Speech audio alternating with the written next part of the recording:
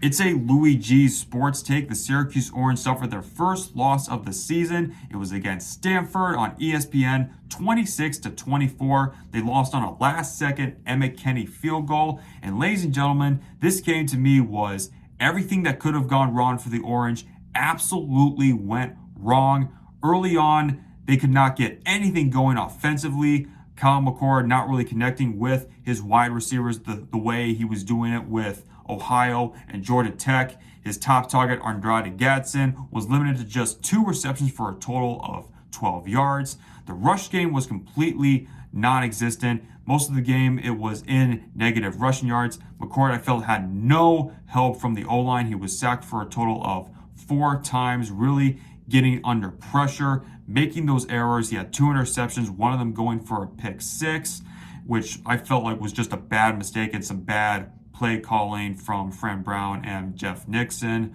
On the defense, they could not get the huge stops when they needed to. Stanford's quarterback, Ashton Daniels, I felt had some really good protection. We did get a couple takeaways, one of them being an interception deep in Stanford territory, but we couldn't really capitalize and could only get a field goal off of that. And later on near the end of the game, that 4th and 9 that would ultimately set up the Kenny game-winning field goal, which is a play that I feel like we really could have used Marlowe Wax for. A guy that can really make those huge defensive stops when we need him to. Instead, like, we rushed the 3-man on the 4th man because no one was really, to me, standing out, stepping up in his place. And, you know, if this is the case, then we're in trouble right now until Wax comes back, or even if he comes back at all this season.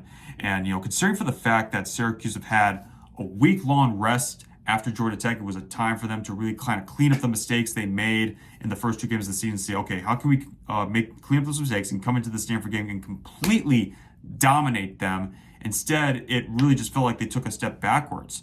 They were still not finding a real sense of rhythm. They did kind of show flashes of that near the end of the first half, with McCord throwing an impressive touchdown pass, and then in the third quarter having an awesome hurdle touchdown. His former teammate Marvin Harrison Jr. actually tweeted about it, having a good touchdown pass to Jackson Meeks to take the Orange's first lead of the game.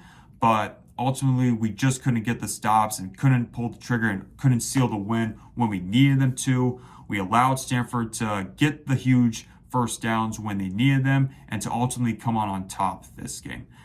I knew Syracuse wasn't going to go undefeated, folks. I mean, if anyone thought they were, just still keep in mind, this is still a team that's still trying to find its sense of rhythm, and I thought they've done a good job of that against Ohio and Georgia Tech. But again, new head coach, new quarterback, but I feel like with the way they were playing, they definitely could have ended this four home game stretch in September undefeated, you know, go 4-0 and then go on the road and see what they can do. You know, and I feel like if they have won this game, they probably would have gotten enough votes to become ranked, then go into the Holy Cross game next week and completely dominate them, and then go on the road and see what they can do and try and get some good stuff out of that. But alas, that was just not the case. Hopefully Fran Brown and the guys take this as a stepping stone moment. They can see what needs to be done to try and make sure they can get a rhythm going early on, not try and falter apart, because, you know, they can't, they're not going to be successful if they can't find a rhythm early on in the game. So let's hope that they can clean up those mistakes before they host Holy Cross for their final home game of September, before they go on the road and come back in November against Virginia Tech. This has been a Louis G Sports Take. If you like this video, please like, share, and subscribe. Feel free to comment your thoughts down below on what you thought went wrong for the Orange and what needs to be done for this team to improve. Thank you guys so much for watching, and I will see you next time.